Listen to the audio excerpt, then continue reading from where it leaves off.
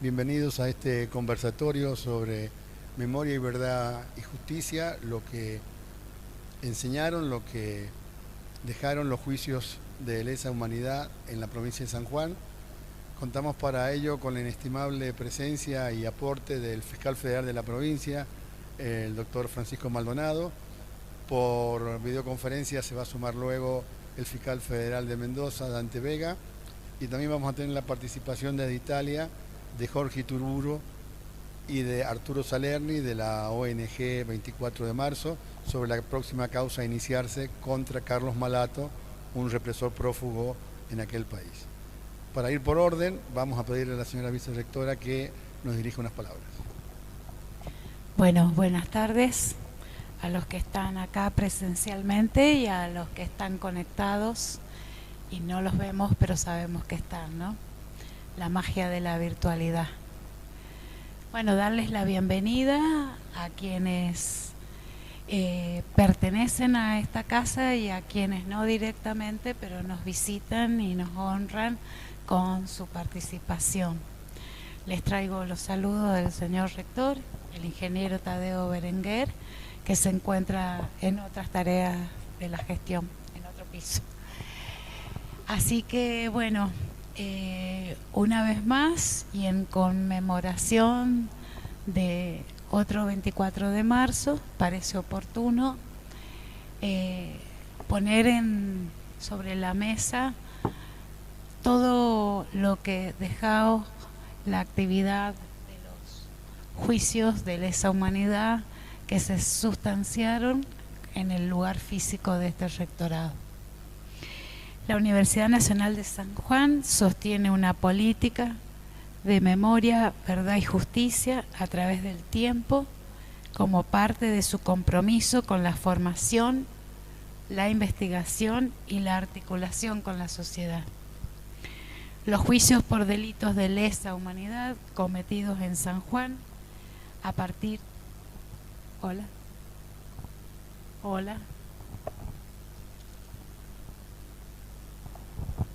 A partir de 1975 fueron posibles por la disponibilidad de instalaciones del rectorado para los debates judiciales. Paralelamente y en convenio con la Corte de Justicia de la Nación, el INCA y el Gobierno de San Juan se registraron al tiempo que se realizaron las audiencias de los juicios. Este material es parte del archivo digital de Derechos Humanos de la Universidad Nacional de San Juan, formalizado el año pasado, que facilita el acceso a los testimonios, sentencias, etcétera, de cada proceso judicial. Este conversatorio pretende ser una instancia de puesta al día de los principales aportes a la construcción de la memoria y justicia en San Juan, como así también brindará información sobre las causas pendientes en San Juan y el procesamiento de Carlos Malato en Italia. Yo voy a pedir disculpas por anticipado porque no me puedo quedar a todo el conversatorio y en un ratito nomás voy a partir y los dejo con los organizadores.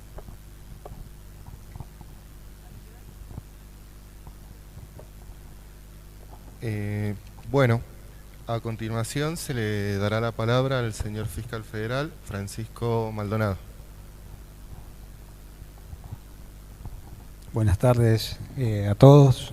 Bueno, en primer lugar agradecerle la invitación, un poco para que en varias oportunidades yo he venido a esta casa de estudio y hemos charlado bastante sobre el avance de todos los juicios que se ha llevado a cabo en la jurisdicción de Cuyo y especialmente en la provincia de San Juan, pero cada vez que se rememora esta fecha trágica, ¿no es cierto?, que marca el inicio de un gobierno dictatorial, que inició y continuó con el terrorismo de Estado, vale bien la pena que los operadores judiciales, en este caso como representante del Ministerio Público Fiscal, pongamos obviamente a la ciudadanía y específicamente a lo que es esta casa de altos estudios, la universidad pública como la Universidad Nacional de San Juan, a los fines de un poco rendir cuentas también de cuál es la tarea que realizamos como fiscales, como representantes de la sociedad. Y en este marco decir que el inicio de los juicios en la provincia de San Juan no fue fácil. Sabieron que hubieron épocas donde estuvieron paralizados, y si bien existían los procesos de los juicios por la verdad, tampoco nunca se avanzó sobre determinar responsabilidades o imputaciones concretas a quienes intervinieron, y fue obviamente a partir de la derogación de las leyes de obediencia debida y punto final, y los fallos de la Corte Suprema de Justicia, en especial Arancibia Clavel y Simón específicamente, con causas en la República Argentina, que determinaron la imprescriptibilidad de estos crímenes y poder avanzar sobre el juzgamiento de los responsables en todo el país, y específicamente a los responsables de la represión en la provincia de San Juan. Yo siempre lo he dicho que el plan sistemático, como se mencionó en el juicio de la Junta, a través de la conclusión que llevaron la CONADEP, no fue casualidad ni fue asertivo o ponerle un nombre o un título como plan sistemático, no, realmente sucedió así.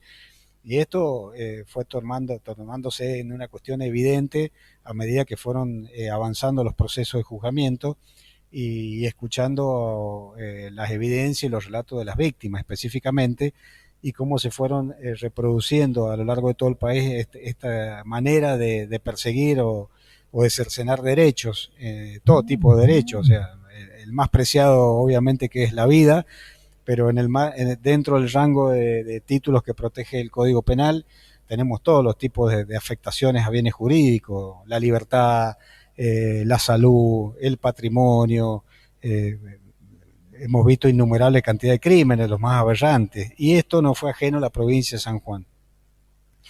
Este plan sistemático en la provincia de San Juan lo tuvimos específicamente con la Fuerza de Seguridad, Policía de la provincia de San Juan, que como entraron bajo el poder operacional del Ejército a través de las directivas que se fueron dando, y específicamente de las que dependían del Tercer Cuerpo de Ejército de la provincia de Córdoba, que dieron las pautas específicas sobre cómo deberían actuar las fuerzas de seguridad en este plan represivo.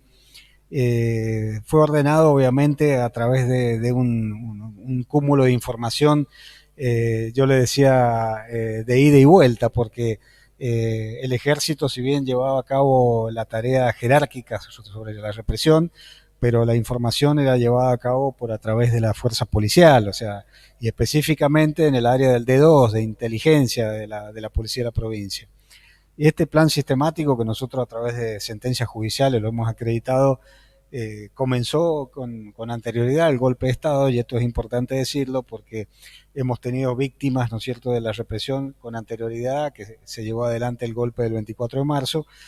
Estas sentencias han sido específicamente en el segundo megajuicio que se llevó adelante, donde la justicia reconoció como víctimas del terrorismo de Estado a las anteriores al golpe del 24 de marzo de 1976, han sido confirmadas por la Cámara Federal de Casación Penal, y si bien tienen un recurso ante la Corte Suprema de Justicia, entiendo que esto va a ser confirmado.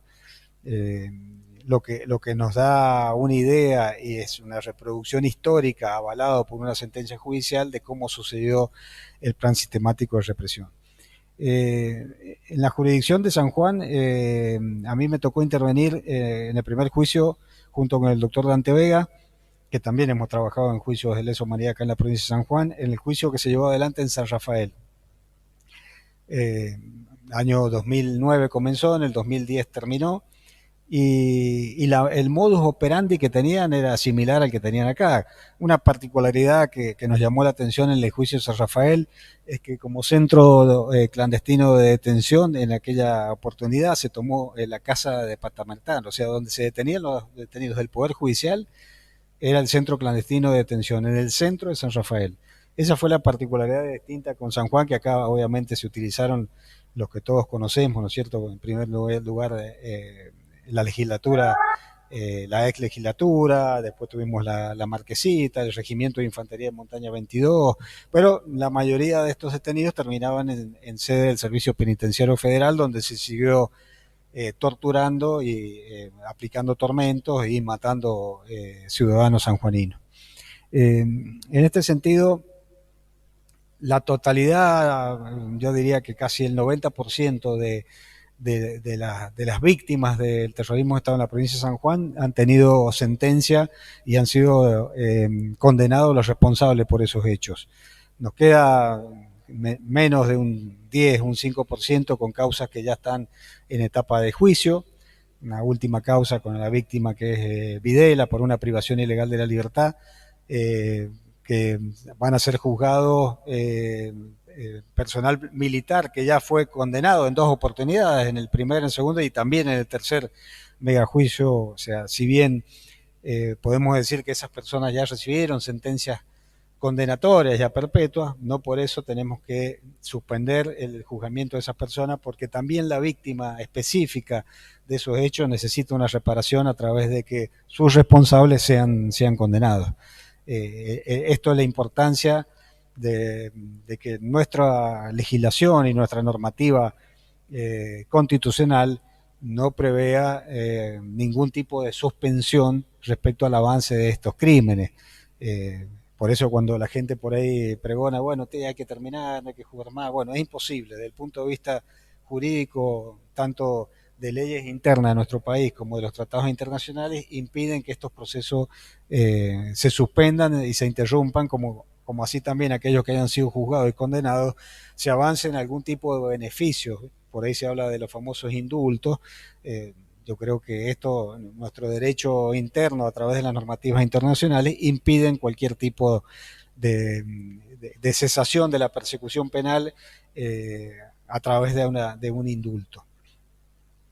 La validez de los juicios, obviamente que uno como operador judicial y como representante del Ministerio Público Fiscal hemos ido obviamente instruyendo de acuerdo a las condiciones objetivas o a los datos objetivos que hemos ido recabando a través de los testimonios de las víctimas, en la mayoría de los casos, que han sido importantísimos para determinar responsabilidades, sino también en la provincia de San Juan particularmente hemos conseguido mucha documentación de aquella época. Esto no por las fuerzas militares, porque hicieron desaparecer todo, pero sí la policía de la provincia de San Juan que dejaba registrado a través de los famosos legajos del D2 de inteligencia la persecución penal o la inteligencia que se hacía sobre cada una de las víctimas que terminaron siendo o privadas de la libertad o torturadas o desaparecidas o muertas, ¿no es cierto?, como sucedió en varios casos en la provincia.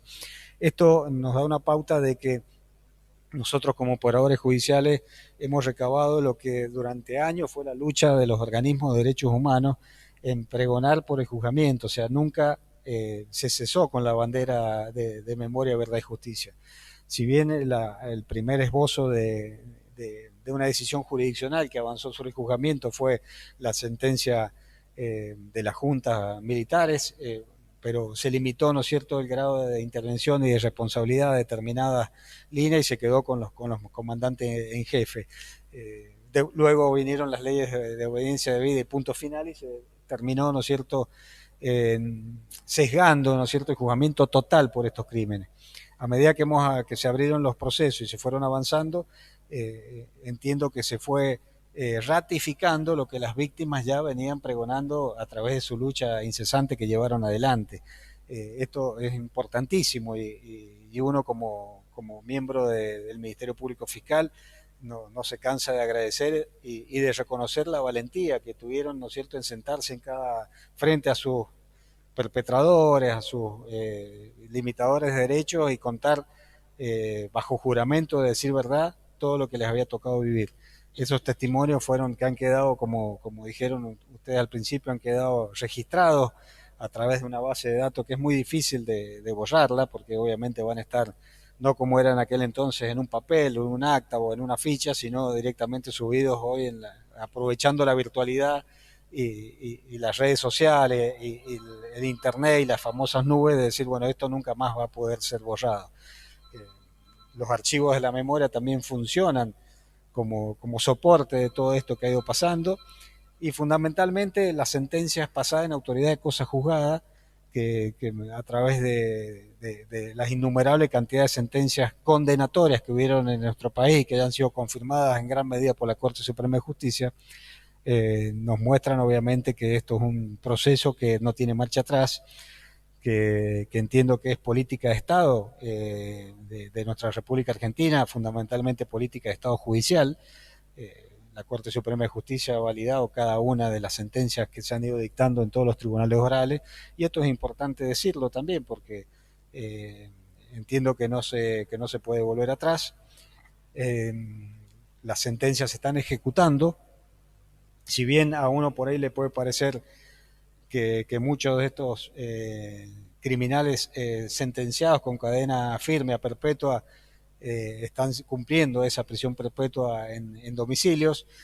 Bueno, la Corte Suprema de Justicia ya fijó un criterio específico y que en resumidas cuentas estableció que el rango etario, esto es llegar a los 70 años, no significa que automáticamente tenga que estar en el domicilio, sino que hay que analizar otra serie de circunstancias para otorgar este régimen morigerado de detención.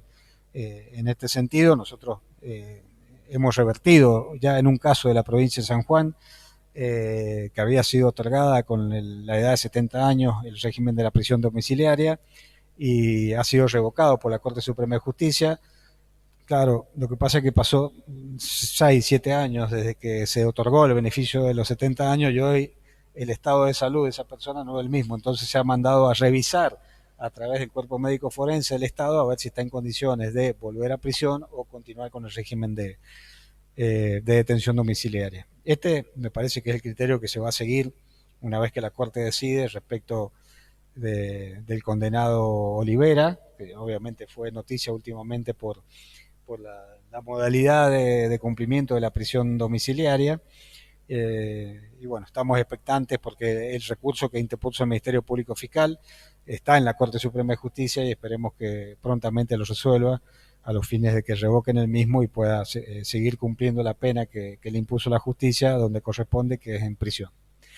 Yo quería introducir un resumen general de esto, pero quiero darle pie a ustedes para que sea esto un verdadero conversatorio, y todas las dudas que tengan o las opiniones son válidas para escuchar.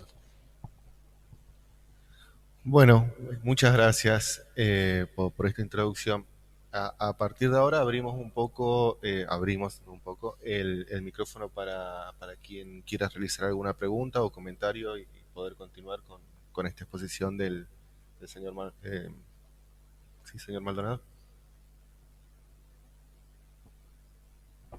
Yo quería aprovechar, doctor, para preguntarle por la casación que usted ha presentado respecto en su momento de la sentencia de la segunda megacausa, y en qué estado están las apelaciones, y si todavía quedan o si ya son sentencias firmes. En el segundo megajuicio, que se llevó a cabo en parte en el rectorado y después en parte pasamos a la sala de debate del tribunal, para que la gente se ubique, donde junto con el doctor Dante Vegas fuimos los fiscales. En el primer megajuicio fue el doctor Mateo Bermejo, el fiscal de la causa, junto con el doctor Dante Vega. Casación ya confirmó la sentencia y están en el recurso extraordinario en la Corte Suprema de Justicia. Ese es el estado procesal que tiene la causa. Ahí confirmaron la mayoría de las condenas. Se planteó también la cuestión que fue recurrida por nosotros respecto a considerar los crímenes donde habían sido víctimas mujeres como una cuestión de género. Eso lamentablemente no tuvo eco por casación, no nos hicieron lugar al recurso de casación, y tengo entendido que el fiscal de casación en este punto no lo llevó a la Corte Suprema de Justicia. Bueno, ¿alguien más? Bueno, me presento. Mi nombre es Gerardo Larreta. Conjuntamente con Carlos y Marcela venimos trabajando un proyectos de investigación en las facultades sociales que vienen trabajando principalmente a partir de lo que fue esta base de datos, esta fuente, que fueron los sucesos y los recursos derivados de los juicios a los delitos de lesa humanidad. Y tenemos 3 preguntas general, que de alguna manera algunas ya las respondió, pero bueno, quizás podría explayarse más. Respecto a el rol del archivo de la D2, ¿cuál fue la contundencia que tuvo este evento, este descubrimiento para el proceso de los juicios, hablando a nivel de prueba? Como segunda pregunta, y esto también como para invitar un poco al debate, nosotros en análisis de los juicios vamos viendo un proceso como de desentramado de la memoria, donde cada juicio de alguna manera va dando paso a digamos, cada media causa 1 dio paso a la media causa 2, y ya así. Si nos podría comentar un poco de lo que fue el trayecto de la media causa 2 a la causa Caballero Vidal. Y por último, respecto de esto que ya nos has estado comentando un poco, principalmente a partir de lo sucedido con algunas prisiones domiciliarias que fueron, principalmente la de Olivera, que fue un evento público, de conocimiento público, si podría comentarnos de alguna manera el estado general de las sentencias y de los condenados también. Respecto de la importancia de los archivos del D2, lo trascendental de esto es que esos archivos estaban y fueron aportados por la propia policía, que estaban archivados en la ex CAVIC, en la ex bodega CAVIC, donde estaban todos esos archivos. Creo que era el gobierno del ingeniero Gioja que dio la orden de que eso se pusiera a disposición de la justicia. A partir de ahí fue, obviamente, descubrir una caja un poco de sorpresa, una caja de Pandora, porque nos encontramos con innumerables datos de valor probatorio, pero inconmensurable, que fueron utilizados fundamentalmente de base para las acusaciones. Y en cada una de las fichas individuales que tenían de las víctimas de la represión, estaba anotado su historia vital, sus pensamientos, sus actividades.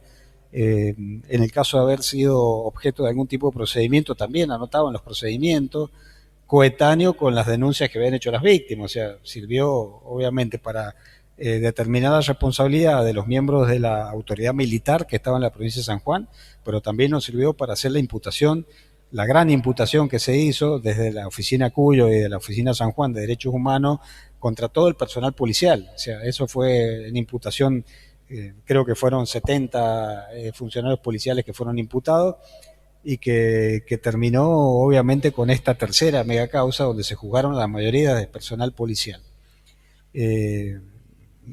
Si de no haber tenido tal vez esa documentación, no hubiéramos podido avanzar de la manera que se avanzó en las imputaciones y en el juzgamiento y las posteriores condenas. La mayoría de ellos fueron condenados, bueno, algunas absoluciones han habido, pero en ese tercer megajuicio donde se juzgaron la mayoría de los policías, yo no intervino el doctor Dante Vega, yo por una inhibición por uno de los imputados específicamente, pero de las que han sido absueltos, después Dante Vega podrá informar específicamente, pero creo que la Fiscalía ha planteado recursos de casaciones sobre algunos imputados puntuales que fueron sobreseídos o que no fueron condenados en la medida que había solicitado el Ministerio Público Fiscal. Sobre estos archivos que llegaron a poder del Ministerio Público Fiscal, lo estuvimos analizando en la Fiscalía Federal. Hicimos un tamiz, un estudio pormenorizado de cada una de esas fichas, de las que nosotros consideramos que van a servir de prueba. Esto están en poder de la Fiscalía actualmente. De otro tanto, que nosotros consideramos que si bien tenían un valor histórico, pero que no servían para prueba, fueron en primer momento el Archivo Nacional de la Memoria, se los llevó a la provincia de Buenos Aires. Cuando cambió de gobierno, creo que fue durante la presidencia de Macri, ellos como que lo devuelven y dicen, no, esto tiene que estar en cada una de las provincias. Se volvió a la provincia de San Juan y ahora está en el Archivo de la Memoria Provincial. Creo que está en el subsuelo del Centro Cívico ahí han hecho un lugar muy, muy lindo, me invitaron a mí a participar y se ha ordenado esos archivos. Todavía nosotros tenemos en sede de la ex escuela de policía, hay una pieza donde tenemos también mucha documentación y archivos que creo que ya no nos va a servir, pero se lo vamos a devolver a la policía y al archivo de la provincia para que ellos hagan un recuento histórico de todo esto que puede llegar a servir. Respecto de esto que tomó Estado Público últimamente, del cumplimiento de la prisión domiciliaria por parte de Olivera, los fiscales, tanto el doctor Dante Vega como quienes hablan, presentamos una investigación exhaustiva sobre qué había pasado, porque en principio teníamos dudas de que se hubiera realizado en el domicilio o en otro lugar. De lo que se pudo corroborar, había sido en el domicilio de él, en su casa. Pedimos unas restricciones a que en el futuro no se lleven a cabo ese tipo de eventos sociales. El tribunal nos siguió con ese criterio y de los 3 tribunales que están interviniendo, porque son de integración distinto, la primera sentencia que ya está firme, que actúa un juez de San Luis como juez del cumplimiento, que es el doctor Furcade, resolvió las restricciones a este tipo de eventos, como también el segundo juicio que actúa el doctor Dofu y la doctora Ratá, también pusieron restricciones a que se llevaran este tipo de eventos sociales y restringió la visita al domicilio de todo lo que sea en entorno familiar y cualquier reunión social que sea en el ámbito del núcleo familiar y no extenderlo a una trascendencia como sucedió, porque entendíamos que estaba desnaturalizando el fin de la pena, en este caso la pena de perpetua. Se solicitó también la prohibición de que visitaran el domicilio condenados por delito de lesa humanidad. En eso el tribunal no se ha expedido, no hizo un mérito sobre eso. Y en el tercer juicio, que es el que ha dictado sentencia ahora, todavía no han proveído lo que hemos pedido los fiscales. No sé si quedó algo pendiente de... Sí, el paso de la mega causa 2 al juicio Caballero Vidal. A Caballero Vidal. El Caballero Vidal. Sí, el hecho de Caballero Vidal, bueno, un poco lo conoce acá Carlos Bula, surgió como el testimonio de Pedro Bayúgar durante el segundo megajuicio, donde se ordenaron remitir compulsas, atento a las manifestaciones que él había dado, y bueno, cuando llegó eso a la Fiscalía de Instrucción, no dudamos en iniciar la investigación y hacer una imputación. El juez de instrucción lo imputó. Nosotros en un primer momento el grado de intervención que le dimos era como partícipe en el crimen de lesa humanidad. El juez lo procesó por ese delito, pero cuando fue la Cámara Federal de Apelaciones del Mendoza, consideró que solamente le correspondía el delito de omisión de investigar y le dictó una falta de mérito como partícipe de esos crímenes. Eso obviamente cambió sustancialmente el reproche penal y la escala de los delitos que le hubieran correspondido a Caballero Vidal. En definitiva, cuando llegó a juicio fue juzgado por esta calificación menor que le había atribuido la Cámara Federal de Mendoza, que tiene una pena inclusive hasta simbólica, porque es una pena de multa, creo que terminó siendo, pero se determinó la responsabilidad por un crimen de lesa humanidad, si bien por una figura penal que a mi entender no era la adecuada, pero bueno, fue la decisión jurisdiccional que nos dejó atado a eso. Esa sentencia fue casada por la defensa de Caballero Vidal y fue confirmada por casación, la sentencia contra el excortista, y tengo entendido que ya quedó firme, o sea, no fue planteado el recurso extraordinario ante la Corte Federal, por lo cual ya esa sentencia quedó firme. Tiene un valor simbólico muy importante porque yo creo que es la primera vez que se juzga un integrante del Poder Judicial provincial, no federal, porque federal tenemos varias jurisdicciones, y que haya terminado como una condena. Tal vez una pena que a lo mejor nos parezca que no ha sido la adecuada en cuanto a la proporcionalidad del delito, pero una condena al fin por crímenes de lesa humanidad y con un integrante del Poder Judicial provincial. Quedaba planteado, creo que ustedes lo plantearon con Dante Vega, respecto de la presencia de uno de los secuaces condenados junto con Olivera, de Marchi, que estaba en la fiesta y que supuestamente fue sustraído del proceso judicial porque no estaba en condiciones de enfrentar. Sí puede ir a fiesta. ¿Eso se hizo lugar? ¿Se investigó? Sí, ahí nosotros pedimos atento a esa evidencia fotográfica y video que había tenido, que se lo veía en un estado de salud un tanto incompatible con lo que había dispuesto el cuerpo pericial. Pedimos la revocación de ese beneficio y los nuevos estudios médicos. Nosotros en la primer causa donde él tiene condena y cuando se le suspende el juicio entendimos que no correspondía la suspensión de la condena. Casación nos hizo lugar, bueno, y hicimos cumplir respecto a eso y solicitamos que se lo volviera a prisión domiciliaria y hoy por el primer megajuicio de la provincia de San Juan está detenido pero con prisión domiciliaria. Y se está, del segundo y el tercer megajuicio se está haciendo una revisión otra vez a través del cuerpo médico forense de la Corte Suprema de Justicia de la Nación, de su estado de salud, a ver si realmente su estado ha mejorado, que permita, ¿no es cierto?, que también en las otras dos causas vuelva a prisión domiciliaria. A su respecto, también está, obviamente, en el recurso extraordinario por esa prisión domiciliaria otorgada por la cuestión etaria. Habría que sumarle la cuestión de salud, pero tampoco la Corte se ha expedido, todavía se ha expedido la Corte respecto a esa prisión domiciliaria. Lo que sí, él estaba escarcelado y andaba, se movía con libertad. Esa cuestión ahora fue terminada a través de la decisión del doctor Furcade, juez federal de San Luis, donde dispuso obviamente su nuevo arresto domiciliario y le impuso las condiciones de aquí en adelante que debe cumplir. Usted también impulsó y lo anunció el año pasado en una reunión regional con la Procuración de Delitos de Lesa Humanidad sobre el hallazgo de un cráneo con un balazo en el dique. ¿Qué pasó finalmente? ¿O todavía se espera? Eso estuvo vinculado a varios procesos que llevan adelante la justicia provincial, proceso por desaparición forzada de personas que se está llevando adelante también en la jurisdicción de San Juan, que es la desaparición del ingeniero Telechea.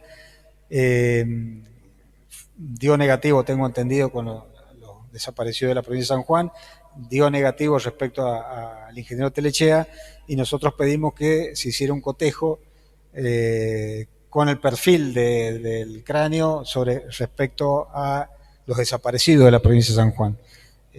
De acuerdo al rango etario que nosotros manejábamos y que informaron los peritos forenses, entendíamos que podría corresponder o que habría que cotejarlo con alguna de las víctimas de la provincia de San Juan. Esto el juzgado nos hizo lugar y se envió al Banco Nacional de Datos Genéticos el perfil genético a los fines que lo cotejaran. Al día de la fecha todavía no tenemos respuesta del Banco Nacional de Datos Genéticos, estamos esperando a ver si puede dar positivo o no, y bueno, en definitiva, esa es la respuesta que estamos esperando. Nosotros hemos vuelto a pedir al juez que reitere el resultado de esa medida que se solicitó, porque ya estimamos que es un tiempo prudencial el que ha pasado.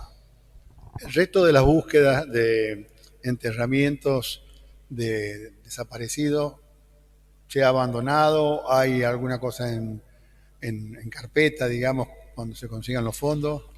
O sea, hay un legajo de búsqueda, eso siempre está en la justicia federal. Cualquier dato que se vaya aportando siempre es revisable. Se avanzó con medidas judiciales en distintos cementerios.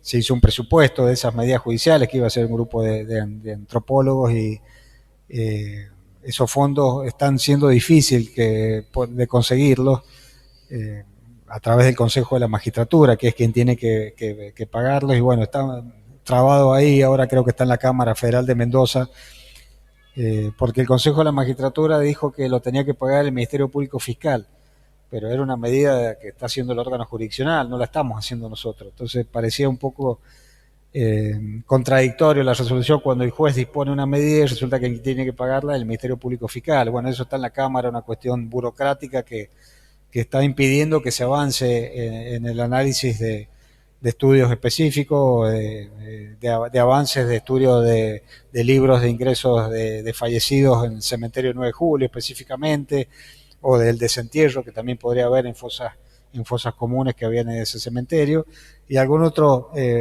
análisis, ¿no es cierto?, antropológico en distintos puntos de San Juan, pero eso está hoy paralizado por la cuestión de fondos. Y finalmente sobre la mega causa 2, usted recién lo anticipó, fue muy importante la sentencia de casación donde desligaba a los gobiernos provinciales de la época del 75 de la responsabilidad en la represión. ¿Por qué no nos comenta un poco eso? En realidad, el análisis que se hizo a través de la acusación nuestra acá era la participación específica de la Fuerza de Seguridad, no de responsabilidad de las autoridades políticas de ese entonces. Nosotros llegamos a imputar al jefe de policía de aquel entonces, que era una autoridad política, pero bueno, la Cámara no compartió ese criterio y apartó en aquel entonces Graci Susini, que era el jefe de policía, de esa responsabilidad penal. Nosotros entendimos que las autoridades políticas de aquel entonces no tenían responsabilidad y no se los imputó. Sí al jefe de policía, que bueno, por cuestiones de criterio jurisdiccional, que uno no puede no compartirlo, pero lo respeta porque son decisiones de órganos jurisdiccionales, no se puede avanzar. Sí, así sobre las segundas líneas y terceras líneas que terminaron obviamente con condenas.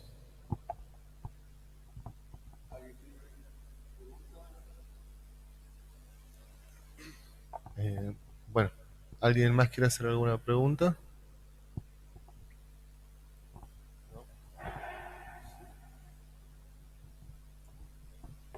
¿Se han sumado los otros participantes?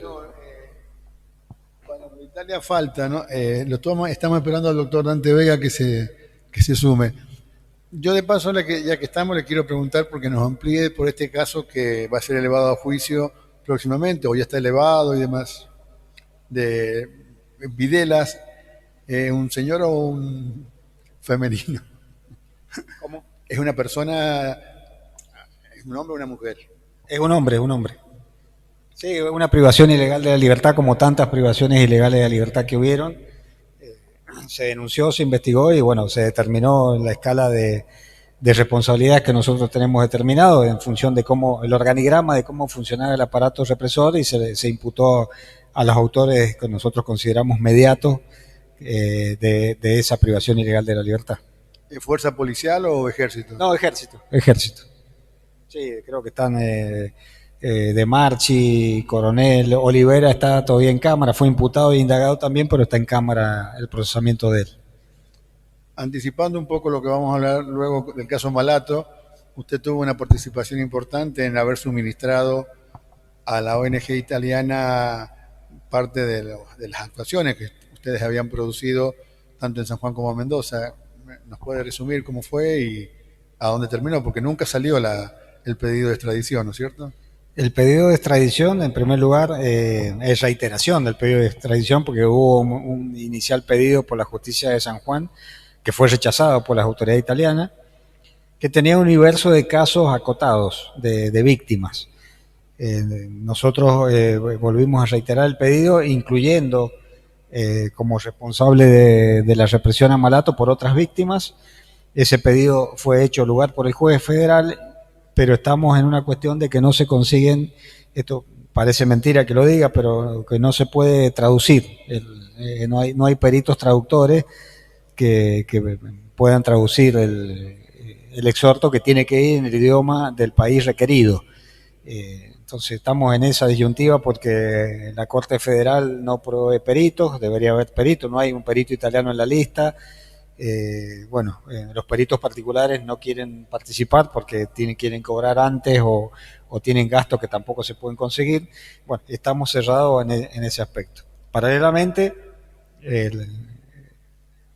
la ONG que defiende obviamente los víctimas del terrorismo de Estado en la República Argentina, que tiene integrantes argentinos e italianos en aquel Estado, han propiciado y propugnado el juzgamiento de Malato en función del principio de justicia universal, en la justicia italiana. Esto tengo entendido que los fiscales que recibieron el pedido han avanzado en la imputación de Malato y bueno, ahora la justicia tiene que dar una decisión jurisdiccional a ver si hacen lugar a ese pedido de juzgamiento. Nosotros desde la Fiscalía, de la Oficina de Derechos Humanos de Cuyo, hemos facilitado toda la documentación y en un momento también se nos pidió que recibiéramos declaraciones testimoniales de las víctimas en la Fiscalía Federal de San Juan. Lo hicimos, de las personas que nos solicitaron, y remitimos todos los antecedentes a la República de Italia. Al igual, obviamente, tengo entendido que ellos vinieron acá, no sé si fue antes de la pandemia o... Sí, 2022. 2022. Y estuvieron en contacto también con las víctimas de Malato, donde tomaron, obviamente, conocimiento directo. Y eventualmente la justicia de Italia, si pide algún tipo de colaboración, obviamente vamos a estar como Fiscalía para darle toda la colaboración que requieran para avanzar en el juzgamiento de Malato en el reproche penal que se le ha formulado. En el caso de Reverberi, que usted lo debe conocer, porque como estuvo en la primera causa de San Rafael, ya se lo mencionaba, ahora se hablaba de insistir no en la extradición, porque el gobierno italiano la frenó, hay que decir que la justicia italiana la concedió, y como en Italia el gobierno tiene una potestad que no tiene el de Argentina de suspender una extradición, fue denegada. ¿Eso se ha hablado, se ha conversado? Hago una referencia que en las extradiciones también en nuestro país existe una decisión política, más allá que la justicia haga lugar, puede el Poder Ejecutivo rechazar una extradición. En eso tenemos la misma normativa que Italia. Hecha esta salvedad, sí, entiendo que por segunda vez ya ha sido rechazada el pedido de extradición. En el primero yo fui fiscal en San Rafael y fue el que lo promoví también en la justicia federal y fue rechazado. Y este otro segundo, si bien había tenido una decisión del órgano jurisdiccional favorable, el poder político de Italia decidió no hacer lugar. Y bueno, no conozco los pormenores, esto lo está haciendo conocer, pero creería que esta ONG también está propugnando para juzgarlo en la República de Italia. La intervención particular, que sí la conozco, de Reverberi, que era un sacerdote que era capellán en aquel momento de la dictadura en la ciudad de San Rafael, era que fundamentalmente concurría a los centros de detención donde estaban los detenidos por razones ideológicas y razones políticas, y bueno, brindaba bendiciones y obviamente los hacía arrepentirse de todos los pecados que habían cometido. Bastante singular y particular la intervención de este sacerdote. Sí, era exactamente. También ayudaban al esclarecimiento de los hechos, entre comillas, para jugar. Pero fundamentalmente participaba incluso en sesiones de torturas que hacían de manera masiva en ese centro de detención. Varias de las víctimas lo vieron presente mientras estaban siendo torturados y me recuerdo un testimonio muy cruento donde en invierno San Rafael es más frío que San Juan, y bueno, les hacían tirar en el piso del lugar de detención en baldes de agua, baldeaban con 2 o 3 centímetros de agua, llenaban de agua y los hacían arrastrarse y que dieran vuelta de un lado para otro, mojándose con el frío bajo cero que hacía en ese lugar. Y en esa oportunidad también lo habrían visto presente a Reverberi en el lugar de detención. Entonces nosotros avanzamos en la imputación y fundamentalmente ese fue el reproche que se le hizo como partícipe de los crímenes de lesa humanidad. Cuando yo lo estaba imputando, él se viaja a Italia, él tiene la ciudadanía italiana, es ciudadano italiano, no sé de qué manera llegó, creo que en Parma estuvo y tuvo un poco acogida en la Iglesia Católica porque siguió profesando su ministerio allá en la República de Italia hasta el día de hoy. Deben haber pasado 16, 17 años de que se profugó.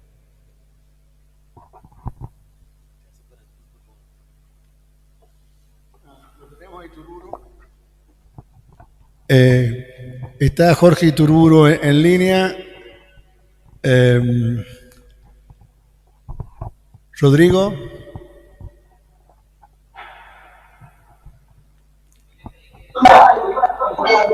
Hola a todos. No sé si tengo cámara. Te escuchamos. ¿Me escuchan?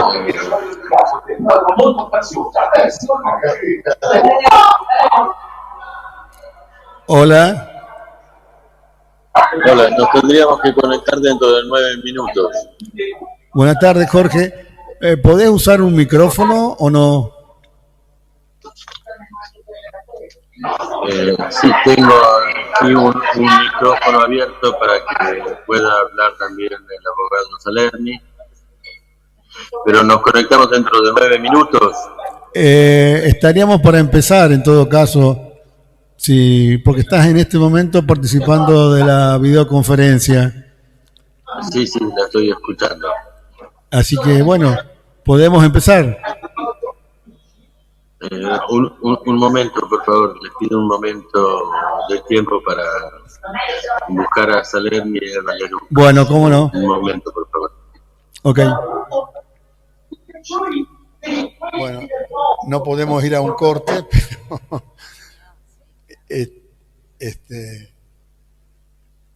Bula, compártanos las reflexiones. Sí, está en un restaurante, parece. ¿Cómo?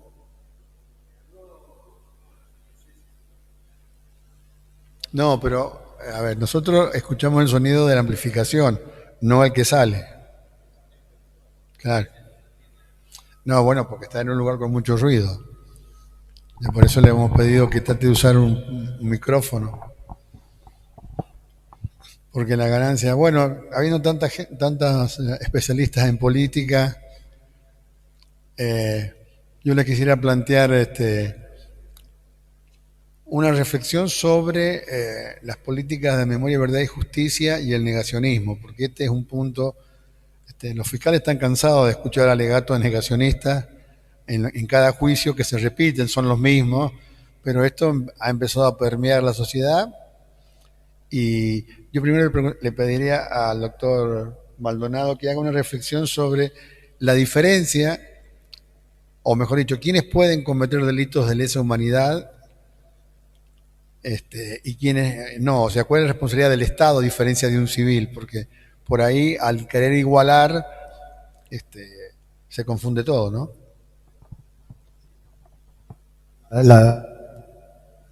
Desde el inicio del juzgamiento ha sido esto de decir, bueno, ¿por qué unos sí y otros no? Ha sido zanjada, pero reiteradamente por la justicia, pero por una cuestión de principio de legalidad. O sea, el juzgamiento de los crímenes de lesa humanidad están dados por considerarlos como son crímenes imprescriptibles. Y esto establecido obviamente por el Estatuto de Roma, donde habla de que son los autores de estos crímenes solo pueden serlo desde el Estado, organizaciones paraestatales, pero siempre con una organización de poder estatal, no así a diferencia de actos terroristas o actos llevados a cabo por organizaciones particulares que están fuera del poder estatal. Pueden ser juzgados porque no son considerados crímenes de lesa humanidad y no son considerados imprescriptibles como lo son los crímenes producidos por el terrorismo de Estado. Entonces, el reproche fundamental es que desde el Estado no se pueden cometer estas atrocidades, y si se cometen, su juzgamiento no puede ser suspendido de ninguna manera. De ahí la imprescriptibilidad. ¿Por qué no pueden ser suspendidos? Porque el Estado que comete en ese momento puede dictar normas de derecho interno para autolimitar su juzgamiento. Entonces, es probable que esto en algún momento cese, estas normas de autolimitación a sí mismas, como sucedió, ¿no es cierto?, a través del paso del tiempo, y que pudieron habilitar, ¿no es cierto?, el juzgamiento a través de la aplicación del derecho internacional, el derecho de gentes, que es lo que dijo la Corte fundamentalmente en Aracibia Clavel y Simón, para poder proceder, porque muchos dicen, no, pero el Estatuto de Roma no se encontraba vigente e incorporado al derecho interno cuando se cometieron esos crímenes. Bueno, en los fallos de la Corte establecen que sí se encontraban vigentes, obviamente por una cuestión de protección a la humanidad. Esto es en síntesis, obviamente, por qué se juzga a los represores que cometieron el terrorismo de Estado y no se juzga a las organizaciones armadas. Obviamente que tengo que hacer una limitación porque sí se juzgaron sus cabecillas y fueron indultados. Este tema de los indultos dictados en su momento no pudieron ser revisados porque no encuadraban en la categoría de crímenes de lesa humanidad, entonces no pudieron ser revisados ni anulados como si fueron anulados los indultos que se llevaron adelante a los miembros de las Fuerzas Armadas y de Seguridad, a los responsables del terrorismo de Estado. De ahí que nosotros hoy estemos todavía llevando adelante el juzgamiento de estos crímenes. Respecto al negacionismo, bueno, yo siempre digo que estamos en una democracia y en la medida que la gente quiera expresarse respecto a si existió o no existió, si los crímenes se llevaron adelante, si de un bando o si hubo la teoría de los dos demonios, si hubo una guerra, yo creo que no se va a agotar nunca en nuestra sociedad. Lo único que uno puede decir ante esto es que hay innumerable cantidad de sentencias judiciales que han puesto blanco sobre negro sobre la eterna discusión que había y sobre la determinación de la responsabilidad de cada una de las personas que fueron imputadas, que tuvieron oportunidad de ejercer su derecho de defensa, que pudieron ejercer en toda su plenitud el principio de legalidad que establece nuestra Constitución Nacional, y que no sucedió lo mismo durante la dictadura militar, donde se aplicó el principio de justicia por mano propia, o sea, era autoridad lo que a ellos se le venía a la cabeza o consideraban que habían cometido crímenes, iban a vías de hecho, ¿no es cierto?, desapareciéndolos, matándolos, torturándolos, privándolos ilegalmente de la libertad, robando bebés de personas embarazadas que parieron en cautiverio. Eso, el principio del Estado de Derecho no existió en aquel momento. Por eso hoy el reproche penal que se lleva adelante, que la sociedad niegue la atrocidad de estos crímenes, me parece que se contrapone con la evidencia que están dando día a día las sentencias judiciales. Ante eso hay que responder con la prueba del Estado de Derecho, que es someter a juzgamiento los crímenes, darle la oportunidad que se... Ha irrumpido la delegación de Roma, pero te pido que termine un minuto. A la gente que está en Roma ya le damos paso. Sí, decía darle oportunidad, como se le dio a cada uno de ellos, de ejercer su defensa.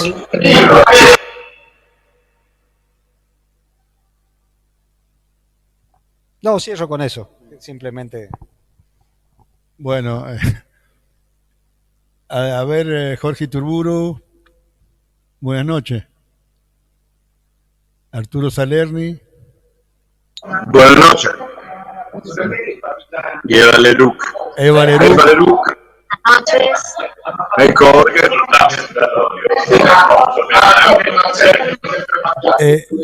Les pido que no se superpongan cuando hablan y si pueden usar un micrófono para que nos llegue más claro el sonido. ¿Puede ser?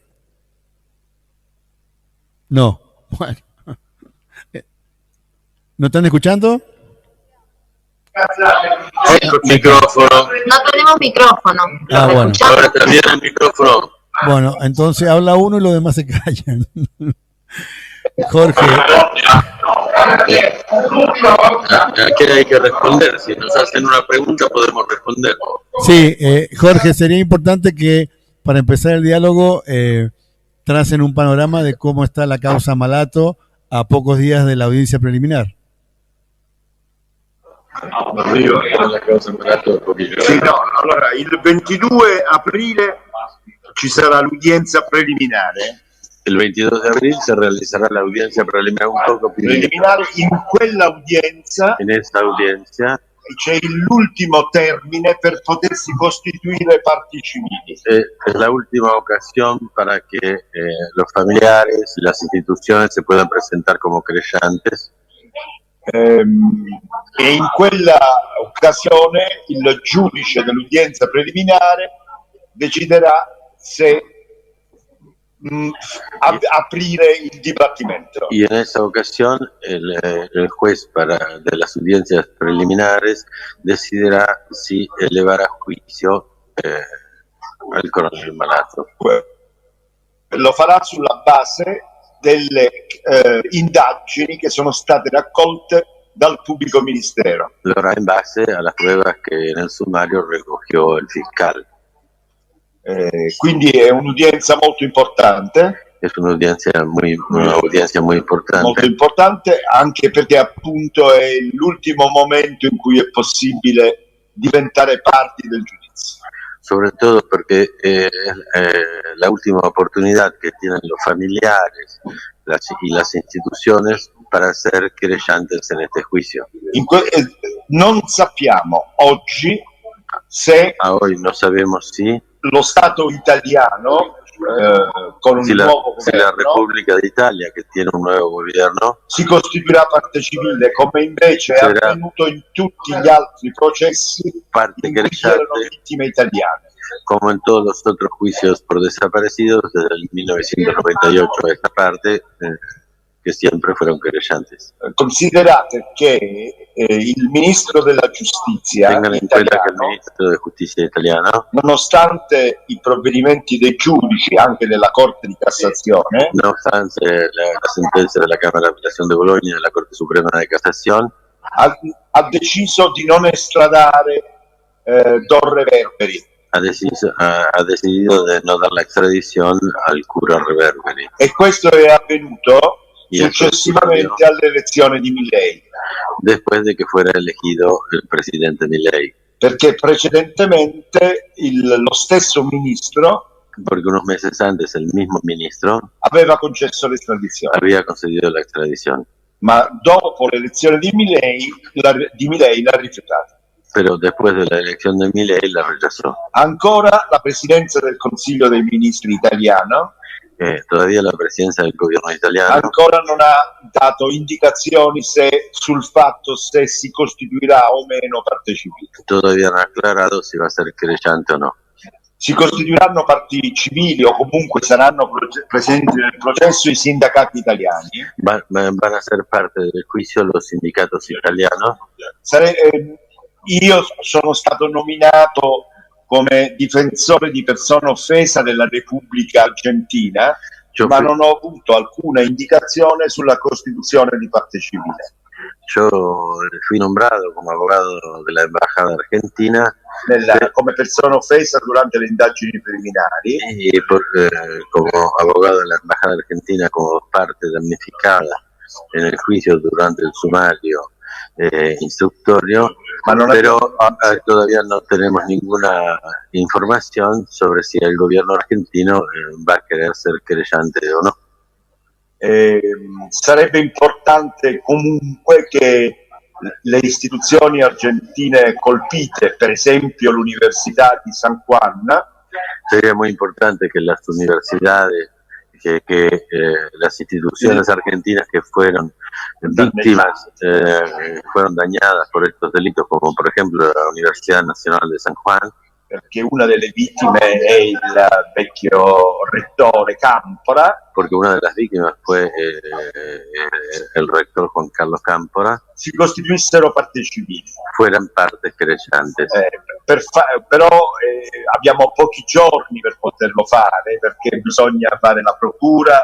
Tenemos pocos días para hacerlo, tenemos que hacer una decisión de las autoridades universitarias y ir al consulado de Mendoza para firmar y dar un poder. La Procura della Repubblica di Roma, la Fiscalia Romana ha lavorato su questo processo, sicuramente la Fiscalia de Roma trabajó en este juicio. Ha ascoltato diverse persone offese o testimoni. Ha escuchado distintas víctimas y distintos testigos. E quindi ha portato molto materiale davanti al giudice. Y ha llevado mucho material hacia el juez y también una rogatoria con Francisco Maldonado. C'è stata anche la rogatoria con il dottor Maldonado, che saluto, saluto il dottor Maldonado, che ho conosciuto a San Juan. Recordamos el exhorto diplomático que se hizo, en el cual nos ayudó el doctor Francisco Maldonado, que saludo en este momento. Però il processo comincia adesso, la fase più complicata, più importante, più difficile comincia adesso. Pero el juicio verdadero empieza ahora. Abbiamo ottenuto un grosso successo ad arrivare a questo punto, però ha sido un logro llegar a este punto, pero ahora estamos empezando a combatir. Una delle parti civili sarà Eva Leruc, che mi ha già conferito l'incarico. Uno de los querellantes será Eva Leruc, que está aquí junto a mí y que ya me encargó a mí de ser su abogado. Che ha perduto in quegli anni con la responsabilità di malato i suoi due genitori. Que en estos años y por culpa de malato perdió a los dos padres. Tra i documenti naturalmente che fanno parte del compendio istruttorio, dentro de los documentos que son parte de la acusación, c'è la sentenza resa dall'autorità giudiziaria argentina di San Juan. Está también la sentencia del juicio que se realizó en San Juan. Nel quale emerge che de lo cual se puede evidenciar i complici di Malatto sono stati condannati. Que todos los imputados por los mismos delitos fueron condenados. Io sarò con Jorge da voi a fine aprile. Nosotros viajaremos a fines de abril. Speriamo che in quella situazione abbiamo già ottenuto il rinvio a giudizio e quindi lavoreremo per ricercare Malato haya sido elevado a juicio y entonces viajaremos per ricercare altre fonti di prova, nuovi testimoni, indicare nuovi elementi, para buscar nuevas pruebas. Jorge, si me permitiera, quisiera preguntar a Eva Leruc por la experiencia que ha tenido en esta gira que ha hecho por universidades y colegios secundarios, entiendo yo, en Italia, hablando justamente de los delitos que sufrió su padre y su madre. Bueno, ¿cómo estás? Saludo a todos los que están presentes. La verdad que ha sido muy movilizador, sobre todo ayer, primer 24 de marzo, que yo no estoy en la Argentina, pero un poco como que me sentí parte de la Argentina aquí en Italia, porque la verdad que hemos tenido el apoyo no solamente de algunas, bueno, la mayoría de las universidades donde estuve en la Universidad de Pisa, la Universidad de Salerno, la Universidad de Roma 3, estuve también con otras organizaciones como son los familiares de víctimas de los crímenes cometidos por la mafia aquí en Italia, que es una organización que se llama Libera, que también tiene acciones en América Latina a través de unas redes como la red ALAS, y también lo que fue muy importante fue la adhesión de uno de los principales gremios, que es lo que sería para nosotros la CGT, es lo que acá se llama la SIGIL, que es la Confederación General de Gremios de acá de Italia, que bueno, una de las presidentas del gremio dijo que cualquier crimen cometido contra un trabajador en el resto del mundo es un crimen que la SIGIL va a salir a responder. Y bueno, eso dado porque mi mamá era trabajadora y era miembro del sindicato de la bancaria, porque ella era trabajadora del Banco de los Andes en Mendoza. Así que bueno, también recibimos el apoyo de esta institución que es el gremio, también bueno, las universidades, y es muy factible también que pueda incorporarse esta organización que te dije que se llama Libera, que es la organización de los familiares de víctimas de la mafia, acá en Italia, que es bastante grande y también son muchísimas las víctimas. Así que eso lo hemos recibido en esta semana. En las escuelas secundarias y en las universidades, la verdad que también me causó como mucha sorpresa pensar bueno, porque lo que decían en muchas escuelas es que no tenían ni idea de la historia latinoamericana y que en muchos casos también los programas de historia o que la historia aquí en Italia se enseña hasta terminada la Segunda Guerra Mundial. Por lo tanto, tampoco tienen mucha idea de muchos de los sucesos, digamos, de lo que sería la historia moderna o la historia contemporánea. Así que, bueno, ha sido bastante gratificante. Y una pregunta que quedaba latente después de que hablábamos de cada una de las escuelas era, ¿cómo puede ser que personas como Malato, como Reverberi, estén libres aquí en Italia? Recuerdo una escuela secundaria donde teníamos que terminar la charla y los chicos preguntaban, bueno, pero ¿qué otras pruebas se necesitan? Y bueno, contestaban los abogados justamente con las cuestiones técnicas, pero sí es como que para los mismos italianos es inaceptable que este tipo siga estando libre, que siga caminando por las calles como cualquier otra persona. Jorge, ¿podríamos hacer una síntesis sobre lo que tienen previsto para fines de abril ahora cuando vengan a Argentina entonces? No, todavía falta tiempo para abril. Para nosotros vamos a estar en San Juan a fin de abril, 29 y 30 de abril, pero nuestro problema ahora es tener los querellantes. No hay un juicio si no hay personas que pidan justicia. Y tenemos ahora que tener los querellantes, los familiares de San Juan tendrán que viajar al consulado italiano de Mendoza como querellantes. Estamos tratando de convencer también al Partido Justicialista de San Juan y al Partido Comunista Argentino para que sean querellantes. También creemos que lo va a hacer la Asamblea Permanente por los Derechos Humanos. Y nos gustaría mucho que fuera querellante la Universidad Nacional de San Juan, que tendría todos los requisitos para presentarse como parte en el juicio.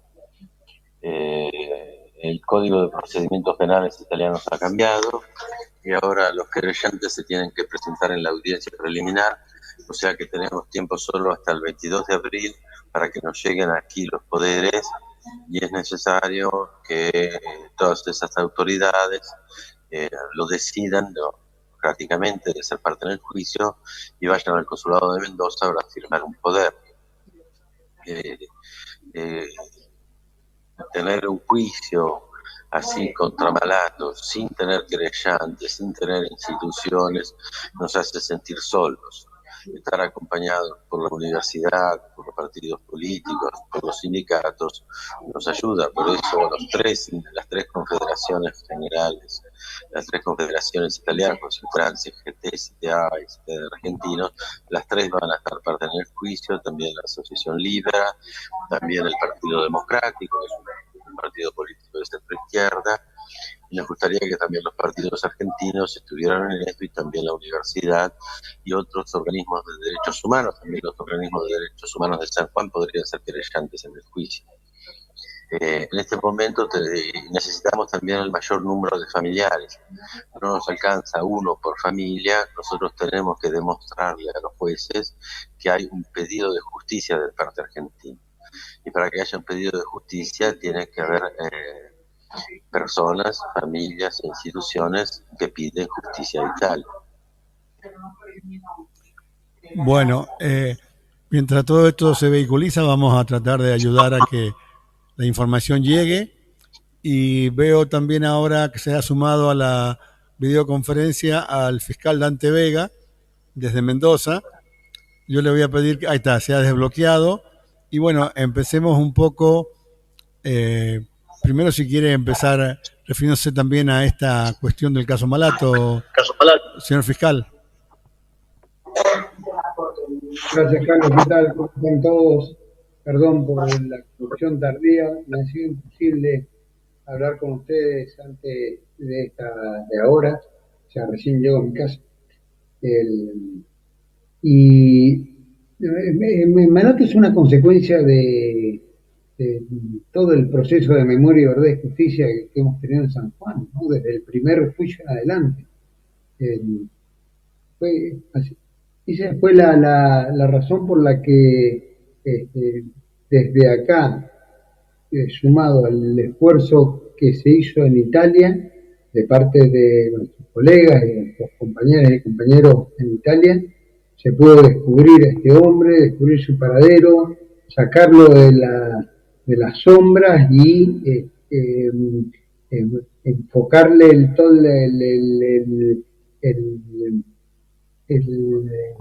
el esfuerzo de llevarlo a la justicia, primero la justicia argentina, y si la justicia argentina no era posible, que debió haber ocurrido así, porque Malato debió haber respondido por los gravísimos delitos que ha cometido en este país, porque estaban las condiciones para juzgarlo en este país.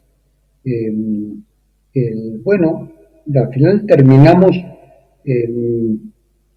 optando todos, tanto en Italia como acá, por la opción de juzgarlo en Italia. Esto tiene un significado, quiero destacar esto que tiene un significado comunicacional enorme. Esto es combatir la impunidad. Lo primero y principal es combatir la impunidad.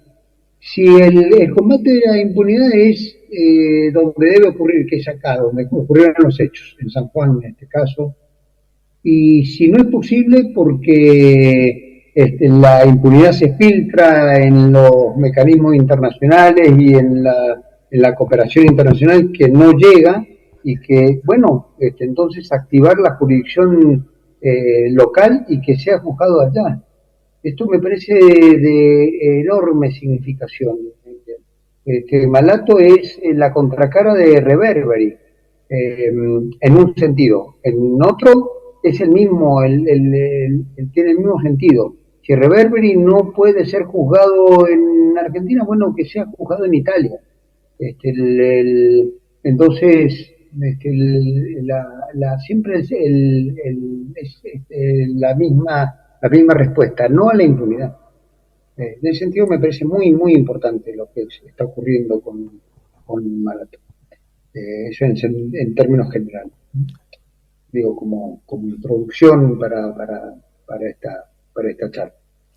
Bueno, para retomar el hilo del conversatorio, quedaba básicamente hablar de los procesos que lo tuvo a usted como fiscal, y me interesaría sobre todo el último, la megacausa 3, o el de los sumariantes, llamado así, donde usted sí ya hizo una casación muy sucinta, pero muy concreta, apuntando a 2 o 3 puntos. ¿Podríamos conocerlos?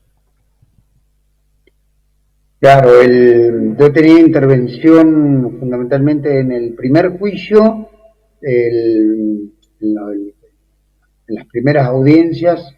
Yo me tuve que ausentar para ir a Trelew a ese juicio, pero lo hice porque el Ministerio Público estaba representado por otro fiscal, que era lo que no ocurría en el tercero. Si no, no me hubiera ido, o sea, hubiera enfrentado, por supuesto, la tarea en San Juan. Fue posible este desdoblamiento porque estaba en ese juicio Mateo Bermejo, y luego, bueno, volvimos para las conclusiones. Ese fue el primer juicio que compartimos en la mesa de la acusación, entre otros con Margarita, a quien le hago un homenaje, un sentido homenaje. Y en el tercer juicio tuvo muchas particularidades. El tercer juicio fue muy largo. El principal desafío fue la pandemia. El principal interrogante de ese juicio era si en un momento pensamos que era, se caía el juicio, ¿no? Las defensas, particularmente los defensores oficiales, los abanderados del negacionismo, intentaron la chicana de reproducir el segundo juicio o el primero. Entonces iba a ser un juicio que, según sus cálculos, iba a durar, no sé, años, más de lo que venía durando. El tribunal rechazó esta pretensión y colocó al juicio en su lugar, que es llevarlo a cabo por los medios virtuales, como estamos conectados ahora. Fue muy difícil, fue muy difícil. Nosotros con Andrés Rousset íbamos mucho a la sala estaba desierta, hay veces que estábamos nosotros y un juez, dos jueces, digamos enfrente, por decirlo de algún modo, porque en realidad estaban conectados a la pantalla todos los defensores. Entonces se envalentonaban y claro, es muy fácil decir cosas a través de la pantalla, más difícil decirlas personalmente en una sala, y enfrentamos todo tipo de agravios, de chicanas, pero fundamentalmente no tanto nosotros, sino las víctimas que una vez más demostraron su valentía, su verdad, y se conectaron a, como estamos ahora, es muy difícil hablarle a una pantalla. Pues se conectaban a la pantalla y brindaban su testimonio y soportaban las agresiones de los defensores. Entonces, fue un juicio, transitarlo fue muy difícil hasta que llegamos a su finalización con algunas respuestas que dio el tribunal a nuestros planteos que atendieron fundamentalmente a la persecución en contra del ex fiscal Llanelo. Nosotros hicimos un esfuerzo muy grande por demostrar la responsabilidad de este magistrado y después los detalles en cuanto a las víctimas que estaban incluidas en ese juicio. Y allí, como particularidad, resalto dos cosas entre tantas. Fue el juicio donde ventilamos muchas ejecuciones extrajudiciales. San Juan tiene una particularidad, a diferencia de Mendoza, de San Luis y de otras jurisdicciones que yo he recorrido en esta materia, donde abundan las ejecuciones extrajudiciales. Entonces las llevamos a juicio una por una y demostramos la responsabilidad de los perpetradores. Y el tribunal hizo lugar a eso. Y después, otra particularidad eran sumariantes, porque otra cuestión que se planteó en San Juan fue el ejército actuando en sumarios por la ley 20.840, la ley de actividades subversivas contra actividades subversivas. Y ahí teníamos muchos sumarios, sobre todo en los primeros meses posteriores al golpe, donde los militares con su puño y letra dejaban consignado todo el repertorio de falsedades documentales y de mentiras interpuestas consignadas en un expediente que en realidad disimulaban la tortura, la privación ilegítima de libertad, entre otros delitos. Entonces llevamos a juicio estos casos y los acusamos y el tribunal, nos siguió la mayoría de los casos absolvió, y salvo uno, ahí Andrés me corregirá, que tiene mejor memoria que yo, y ese tema lo incluimos en el recurso de casación. El tema de todo y algunos puntos relacionados con Llanelo que nos parecieron inexactos en cuanto al encuadre jurídico, y estamos esperando una respuesta de la Cámara Federal de Casación que nos va a dar la razón. Estamos seguros que nos va a dar la razón, como generalmente nos ha dado la razón en todos los planteos que hemos hecho cuando hemos llegado a este tribunal, en aspectos puntuales que hemos resistido y que hemos llevado a este tribunal para esta revisión. Así que ha sido muy, muy, muy trascendente.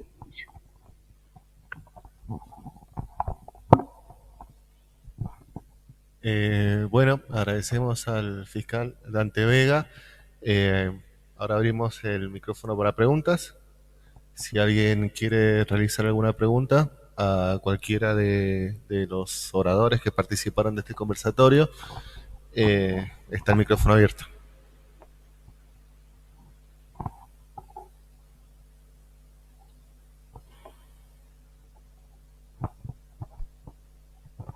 Hola Dante, buenas tardes. Hola Marcela. Yo quería consultarle que nos cuente un poco sobre cómo se ha juzgado el agravante de género en la mea causa 1, en la 2, y cómo ha sido el curso que ha tenido esta temática en los juicios de lesa humanidad acá en la provincia.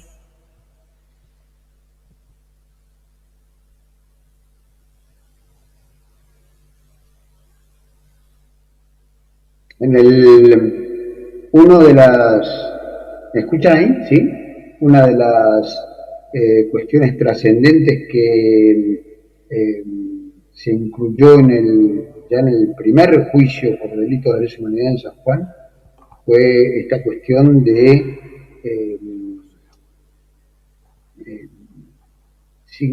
el significado de los delitos sexuales cometidos en el terrorismo.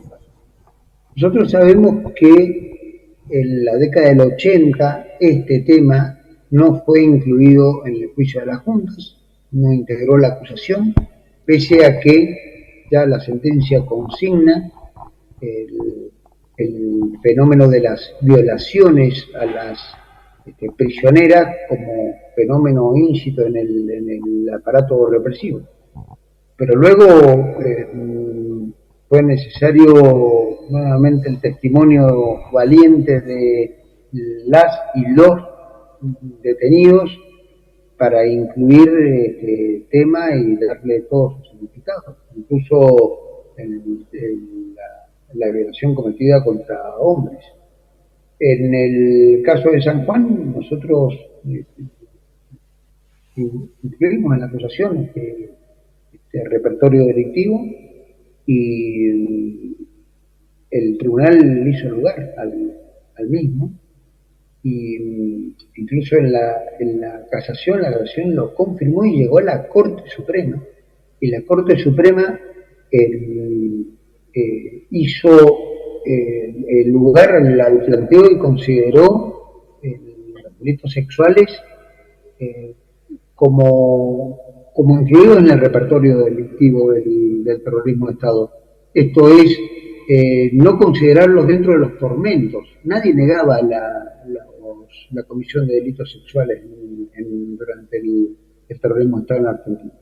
El problema jurídico que se planteaba era su disimulación dentro de la categoría de los tormentos, por lo tanto no se recortaba, no se visualizaba correctamente estos delitos con su significado jurídico independiente de los tormentos, como una forma especial de tormento, pero dirigió con un significado sexual específico que era en muchos casos por el contexto concentracionario, los autores tenían total dominio sobre las víctimas y venía la agresión sexual, o también en el significado del patriarcado más brutal y más rudimentario, que es tener a las mujeres detenidas y penarlas, o sea, descargar en ellas el reproche que le hacía el aparato represivo de ser subversivas y de ser mujeres. Y esto lo reconoció la Corte y esto lo logramos en San Juan, al punto tal que en Mendoza nosotros tomamos para incluir en el repertorio de delitos, a los delitos sexuales, la labor que hicimos en San Juan. Y luego, en el tercer juicio por delito de lesa humanidad, que les comentaba, sí, porque el fallo de la Corte salió cuando estábamos en el medio de este juicio. Entonces tomamos el fallo de la Corte como ya como certeza al respecto. sido muy importante en San Juan este tema, en nuestra labor y en la aceptación de los tribunales, y ya está incorporado en el repertorio jurídico argentino esta práctica del aparato represivo en contra de mujeres y en contra de hombres, que es propia de todo fenómeno concentracionario, pero que en Argentina tiene sus características particulares. Muy importante.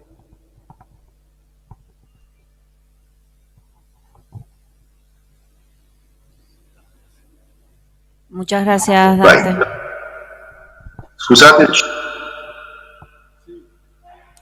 io devo andare via. Disculpe, pero 11 de la noche y queríamos saber si hay alguna pregunta, si podemos serles útiles en algo, o si no, nos vemos en San Juan. Sí. Arturo tiene un juicio mañana.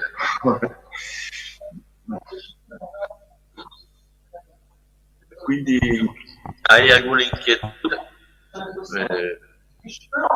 A ver. ¿O no? Hola, lo vemos ahí, Alfredo Russo, no sé si puede entrar en la videoconferencia, Rodrigo. salute ad Alfredo Russo. Saludamos a Alfredo. Ahí está, ahí va a preguntar. Saludos para todos, buenas tardes. Interesantísima la conferencia y un agradecimiento especial a la ONG 24 Marzo por todo lo que está haciendo para llevar a Marato a que sea inquirido por la justicia italiana.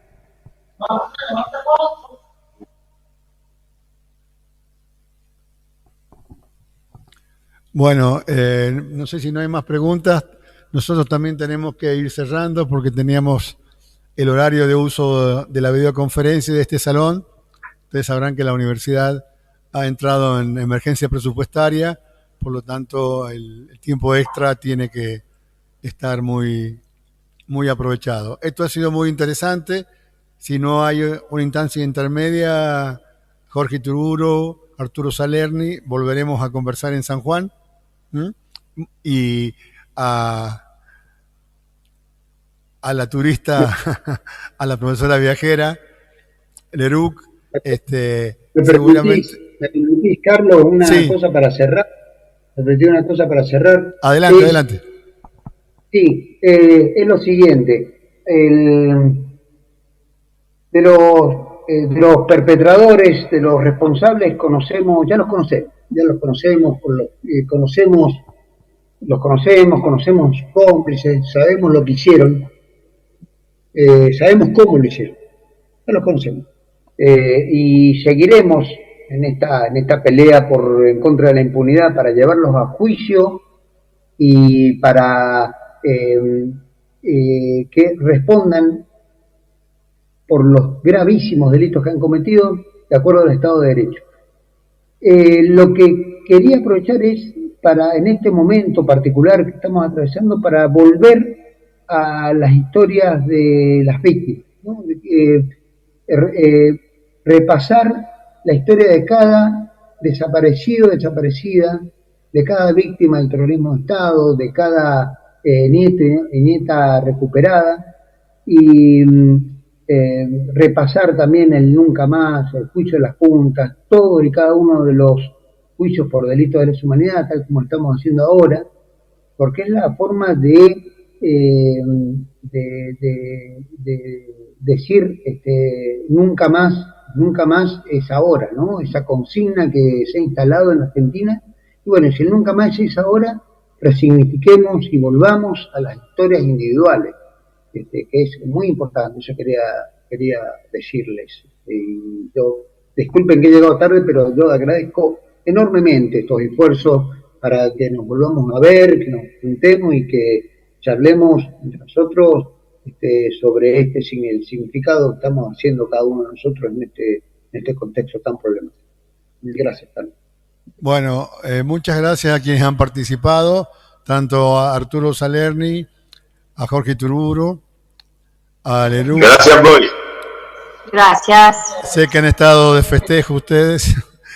Y a los fiscales, a Dante Vega y a Francisco Maldonado, que ya se tuvo que retirar también, por haber hecho un agujero, un lugar en sus ocupaciones para venir a este conversatorio y, como siempre, facilitar información de primera mano y esclarecer, ¿no? Porque también la defensa de los derechos humanos exige una difusión, una dinámica de circulación de la información que no esté burocratizada y que sea de primera mano. A todos muchas gracias y bueno, seguramente volveremos en un espacio parecido cuando vengan la 24 de marzo a la Argentina. Gracias. Si me permitís, Carlos, agregar algo. Sí. No podemos hacer juicios sin testigos. Nosotros necesitamos el apoyo de los testigos, de los amigos, de los compañeros, de las familias, de las víctimas, para que nos cuenten quiénes eran las víctimas, para entender qué es lo que pasó en San Juan. Eso te lo tenemos que explicar a los jueces, y si nosotros no tenemos el apoyo de las familias, de los compañeros y de la gente de San Juan y de las instituciones, de la universidad y de las otras instituciones, este juicio no lo vamos a ganar, lo podemos perder. Lo podemos perder si no tenemos testigos. Tenemos que construir la prueba en el juicio oral. Y para eso necesitamos la ayuda de todos. Buonasera. Sí. Buenas tardes. Buenas tardes. Y también agradecerle a Rodrigo de la Vega, que ha hecho una cobertura impresionante para que tengamos este servicio de videoconferencia, y al personal de acá del rectorado que nos ha permitido venir a la tarde a hacer este contacto. A todos muchas gracias por venir.